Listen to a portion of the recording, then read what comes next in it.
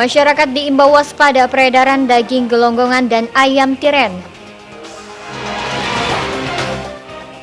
Sidak makanan kadaluarsa makin gencar hingga kawasan pelosok.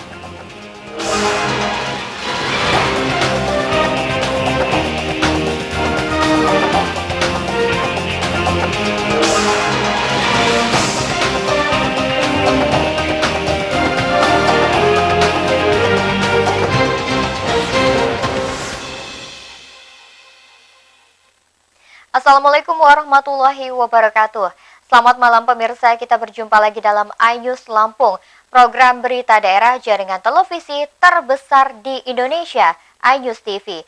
Kami menyajikan informasi menarik tentang berbagai peristiwa serta dinamika pembangunan di Lampung.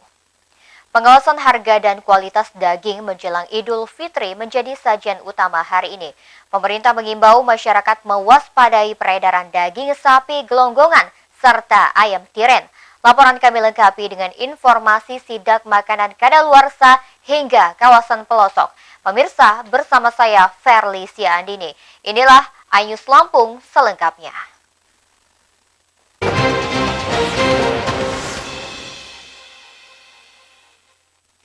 Dinas Peternakan Tulang Bawang sidak ke Pasar Banjar Agung untuk memantau perkembangan harga serta kualitas daging sapi. Petugas juga mencermati kemungkinan peredaran daging gelonggongan karena permintaan naik tajam menjelang Idul Fitri.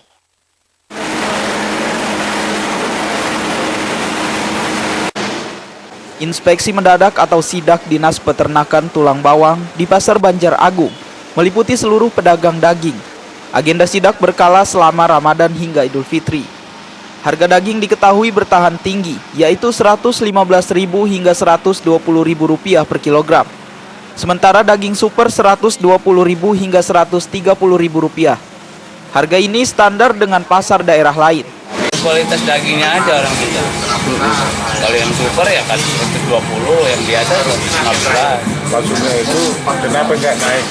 Apa masalahnya? Kalau naik, konsumennya belum mau lah. Nggak bisa turun lagi, Pak? Hah?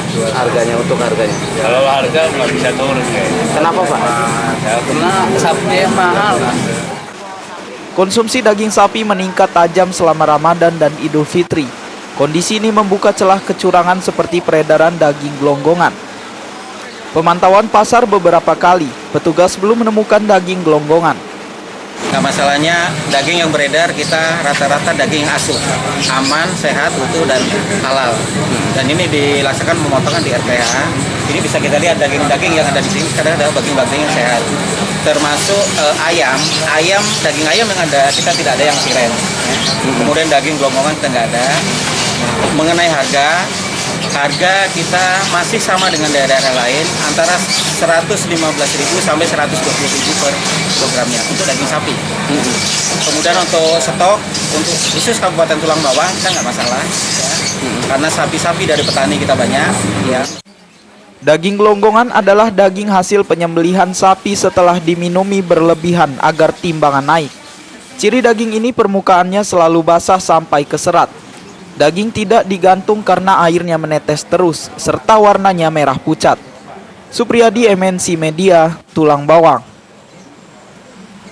Pedagang ikan Pasar Gading Rejo menjual ikan mengandung formalin. Peredaran ikan mengandung bahan berbahaya ini diketahui dari sidak tim terpadu Pemkab Pringsewu. Masyarakat diimbau berhati-hati membeli ikan.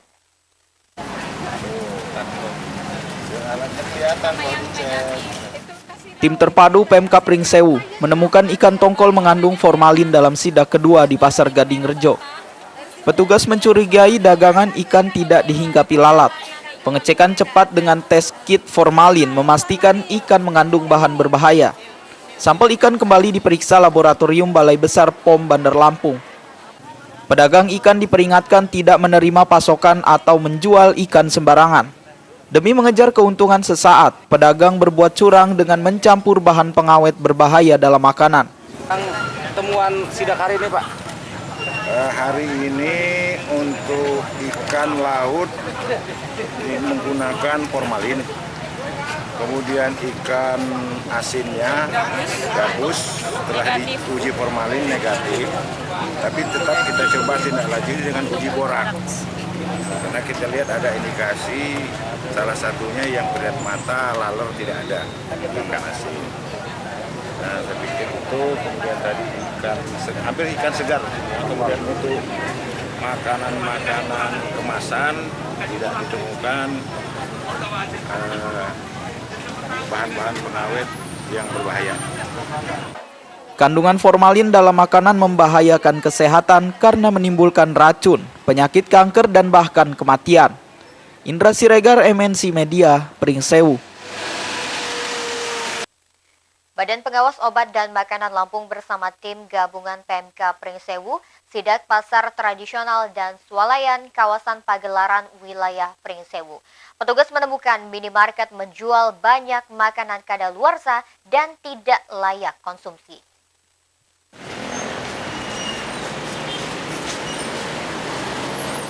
Badan Pengawas Obat dan Makanan Lampung bersama tim gabungan PMK Pringsewu gencar menginspeksi pasar menjelang Idul Fitri. Pemeriksaan makanan dan minuman sampai kawasan pelosok Pagelaran. Petugas menyisir pasar tradisional, swalayan dan pertokoan terduga menjual makanan dan minuman kadaluarsa atau tidak layak konsumsi. Pemeriksaan gerai minimarket menemukan makanan kadaluarsa dan produk kemasan kaleng rusak. Produk ini disita dan pengelola minimarket langsung ditegur. Pemeriksaan sejumlah sampel makanan di pasar Pagelaran tidak menemukan makanan mengandung zat berbahaya. Balai Besar POM Lampung juga mengawasi produk obat-obatan dan kosmetik untuk melindungi masyarakat atau konsumen. Tapi kalau misalnya positif di sini, Diduga positif, kita uji lanjut di kantor. Oh, Kalau ini kan baru identifikasi aja ya, baru ini, jadi uji lanjutnya. Tapi kalau di sini udah negatif berarti nggak perlu lagi ya? Nggak perlu, tapi kalau positif sini belum tentu positif. Kalau ini kan di sana kan alat dilengkap ya. Dinas Koperasi dan Perdagangan Pringsewu sebelumnya menerima informasi peredaran beras berkutu. Penyisiran pasar hingga minimarket tidak menemukan. Petugas juga mengambil sampel ikan dari pemasok Kota Agung, Tanggamus maupun Teluk Betung, Bandar Lampung. Indra Siregar, MNC Media, Pringsewu. Pemirsa, setelah jeda pariwara berikut kami kembali dengan informasi lain di antaranya. Jalan lintas tengah Sumatera dibenahi serentak untuk melancarkan arus mudik lebaran. Tetaplah bersama kami di iNews Lampung.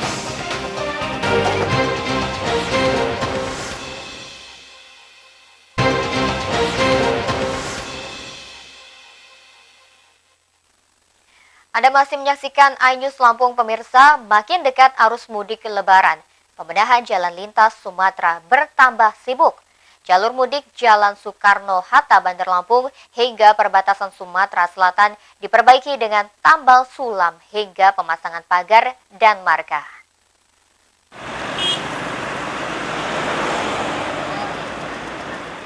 Jalan lintas tengah Sumatera ruas Bandar Lampung hingga perbatasan Sumatera Selatan masih banyak kerusakan.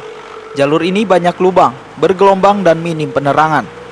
Kementerian Pekerjaan Umum mempercepat perbaikan dengan tambal sulam dan pemasangan pembatas hingga marka jalan. Perbaikan terkonsentrasi di titik rawan kemacetan.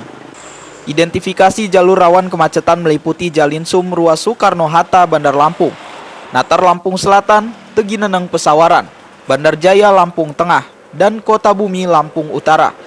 Pemasangan marka jalan dipercepat sejak awal Ramadan.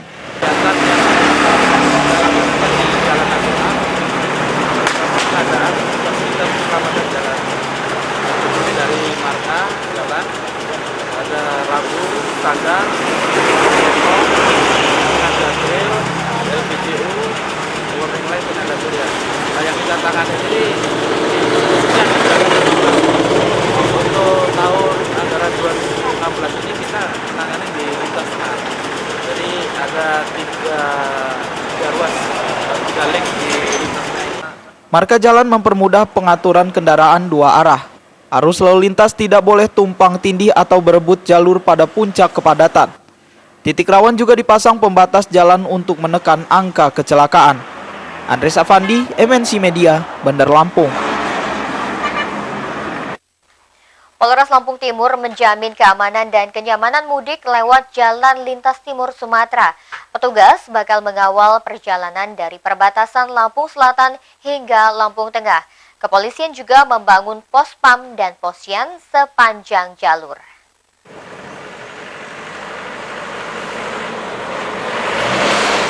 Jalan Lintas Timur Jalintim Sumatera siap menjadi jalur mudik. Perbaikan sejumlah titik terus berjalan hingga menjelang Lebaran. Jalur ini bakal bebas lubang atau jalur bergelombang, sehingga perjalanan mudik bakal nyaman. Arus mudik lewat Jalintim diperhitungkan meningkat karena kondisi jalan lebih bagus. Peningkatan arus lalu lintas terlihat sejak awal Ramadan. Hampir seluruh kendaraan berat berkonsentrasi ke Jalintim.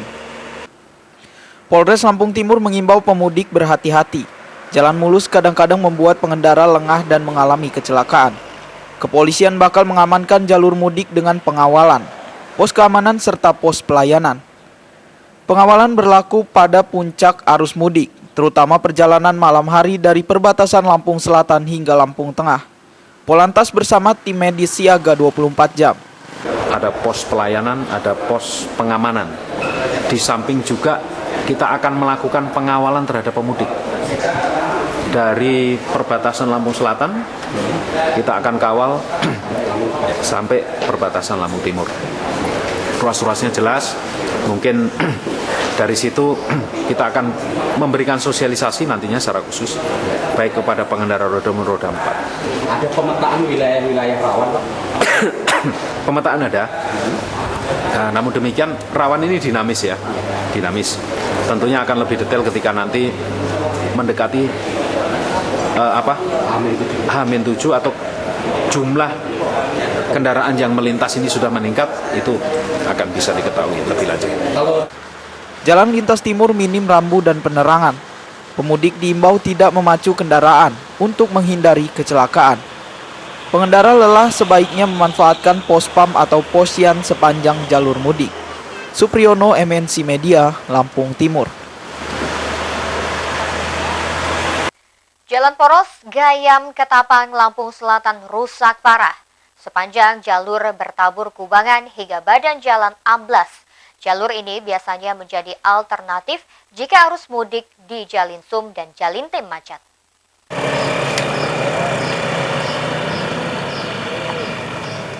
Kerusakan jalan poros Kecamatan Penengahan dan Kecamatan Ketapang, Lampung Selatan makin parah. Jalur ini tidak layak menjadi jalur alternatif mudik karena banyaknya kubangan hingga badan jalan amblas. Pengendara mobil pribadi, truk maupun sepeda motor susah payah melewati jalan sepanjang 12 km. Waktu tempuh semula 10 menit kini molor hingga 45 menit. Risiko kendaraan terperosok atau patah as sangat tinggi karena banyaknya kubangan berkedalaman setengah meter. Jalan alternatif Gayam Ketapang tidak diperbaiki selama 10 tahun. Sopir truk mengingatkan pemudik menghindari jalur ini karena tingginya resiko kecelakaan. Warga berkali-kali menimbun kubangan atau memangkas gundukan jalan rusak. Upaya ini tidak berarti karena tingkat kerusakan begitu parah. Aduh Mas, kreatif banget ini. Kendala berat ini pada mobil pada rusak dengan kayak gini nih Mas. Aduh, kurang lebih berapa tahun ya? Ada puluhan tahun. Sekitar 10 tahun lah. Iya. Selama ini nggak pernah ada perbaikan. Loh, kayaknya belum ada loh Pak. Sering lewat sini kan? Ya tiap hari lewat nih Mas. Terus kerugian Anda apa? Ya kerugian Anda sebenarnya jelek, nggak bisa dipercepat, waktunya kan terhambat untuk kita kerja. Nanti kalau mudik ramai kan kasihan orang-orang mudik tuh. Ya ini ya gimana ya, jalannya rusak udah lama, kalau nggak diperbaiki gimana Mas? Bapak kasihan dengan warga yang melintas ini? Ya kasihan juga lah. Kalau mobil lewat mesti kena gardannya juga tiap hari itu. Kayaknya udah lama, sama dulu pernah dirasa juga Pak. Tapi sampai sekarang nggak digubris? Ya enggak sama sekali. Sampai sekarang gini aja. Kerusakan jalan poros Gayam Ketapang menimbulkan berbagai dampak. Jalan licin dan berkubang pada musim hujan. Sementara musim kemarau menaburkan polusi debu. Roy Emperlioli dan Heri Fulistiawan, MNC Media, Lampung Selatan. Sejumlah tiang listrik milik Koperasi Listrik Perdesaan roboh di kawasan Panggungan, Kecamatan Gunung Sugih, Lampung Tengah. Reruntuhan tiang ambruk ke jalanan sehingga memicu kemacetan jalan lintas tengah Sumatera.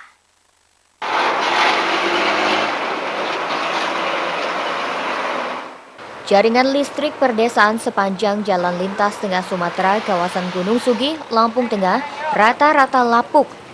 2 tiang roboh dan menimpa sebuah bus akap syarat penumpang.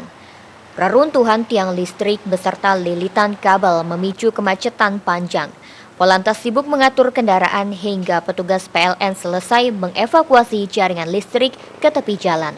Yang listriknya roboh 2 batang lapuk. Oh, kejadiannya kapan tadi? Jadi Ada nimpa mobil atau apa nggak, Pak? mobilnya nimpa mobil bus tengah-tengahnya, tapi mobilnya labas saja. Oh, nggak ada korban, Pak ya? Nggak ada. Selama ini memang belum ada penertiban dari pihak PLN untuk tiang yang sudah terpakai. Kalaupun itu kita tidak berwenang, Bang. Kalau untuk penertiban kita nggak berwenang. Yang berwenangnya? Dari pihak KLB sendiri. Kita untuk dari tim pelayanan teknis, kita untuk menyesuaikan jaringan yang kita punya aja, kayak PLN ini ditanggung jawab kita. Paling kita untuk membantu untuk pengamanan aja. Tiang listrik seputar kawasan Gunung Sugih, Lampung Tengah terbengkalai bertahun-tahun hingga lapuk dan roboh. Warga meminta koperasi melakukan pembersihan. Roy Emperleoli, MNC Media, Lampung Tengah. Pemirsa, setelah pesan-pesan berikut ini kami kembali dengan informasi lain di antaranya. Tiket bus eksekutif Damri jurusan Bandar Lampung, Jakarta ludes sejak H-20 Lebaran. Ikuti informasinya sesaat lagi.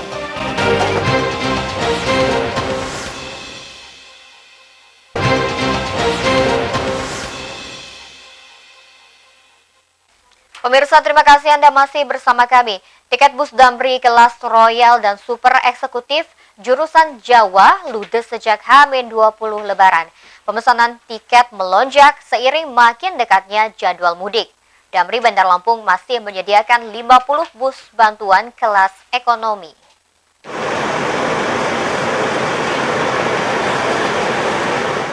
Damri melayani rute reguler Bandar Lampung, Jakarta dengan bus kelas Royal dan Super Eksekutif. Tiket kedua kelas ludes sampai jadwal keberangkatan H-1 Lebaran. Arus penumpang mudik melonjak. Damri Bandar Lampung menyediakan 80 bus ekonomi, termasuk 50 armada bantuan. Damri mencatat arus mudik Jawa ke Sumatera lebih ramai dibandingkan Sumatera ke Jawa. Penumpang dari Jawa naik 100% dari rata-rata 750 orang menjadi 1.500 hingga 2.000 orang per hari. Sebaliknya penumpang tujuan Jawa diperkirakan 3.000 orang per hari selama arus mudik. Untuk tiket pesanan mudik Lebaran ini khususnya dari Pulau Jawa ya, dari Bandung, Bogor, Bekasi, Depok, Jakarta, itu untuk kelas Royal dan Super Eksekutif sudah terjual habis. Namun untuk kelas bisnis masih tersedia tiket karena di kelas bisnis kita menyediakan kurang lebih 84 unit bus. Namun tidak menutup kemungkinan untuk kelas bisnis tetap akan kita layani sesuai dengan permintaan pengguna jasa. Artinya tidak terbatas pada 84 unit bus ya, bisa kita tambah. Nah, tadi untuk kelas Royal sama Eksekutif itu sudah habis terjual sampai kapan itu? Itu data yang saya lihat itu sudah per tanggal 1 ya. Per tanggal 1 ataukah H-5 ya, H-5 ke H-1 sudah terjual. Sampai H-1 berarti udah habis, Pak ya? Sudah habis terjual. Namun dimungkinkan nanti pas pada hari hanya dimungkinkan ada tambahan entah 1-2 bus untuk kelas Royal dan Eksekutif.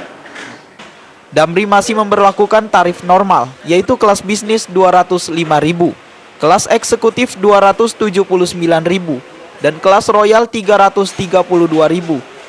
Harga tiket bakal naik bersamaan jadwal mudik. Nilai kenaikan sesuai peraturan pemerintah.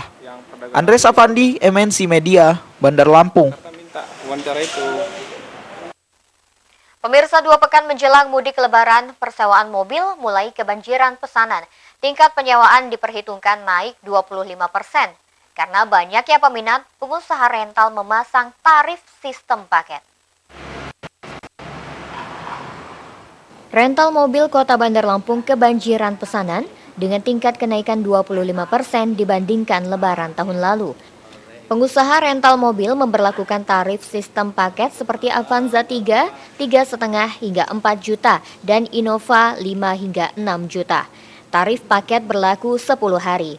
Harga ini naik 15% dibandingkan sewa harian Avanza Rp250.000 dan Innova Rp350 hingga Rp400.000. Rental mobil kini sibuk melakukan survei calon penyewa. Dari pelanggan yang lama, ini udah hari ke-9 puasa ya, itu udah 6 mobil, itu yang lama. Banyak yang sudah per telepon, cuman kita masih harus survei karena rental tuh resikonya tinggi. Mungkin kalau saya deal kan udah ada angka 15-an. Nah, kalau dibanding dengan tahun kemarin? Sepertinya meningkat. Berapa persen ya? Bisa 25%-an ya. Blora Rent-Car baru menyetujui satu penyewa karena survei masih berlangsung. Penyewa makin ramai hingga H-7 Lebaran. Rental ini tahun lalu kehabisan kendaraan sehingga pelanggan dicarikan mobil ke tempat lain. Kalau setiap Lebaran kami pasti kehabisan kendaraan. Nah, sekarang sudah ada yang memesan berapa enggak? Ini baru yang masuk datanya baru 1. Tapi kebetulan kendaraan kami juga memang semua lagi jalan semua. Biasanya mereka tuh seminggu sebelum hari H itu sudah pada booking. Atau kebiasaan juga mereka 3 hari sebelum hari H itu booking untuk sampai ke 10 hari ke depan. Penyewa mobil rata-rata mudik ke tempat jauh.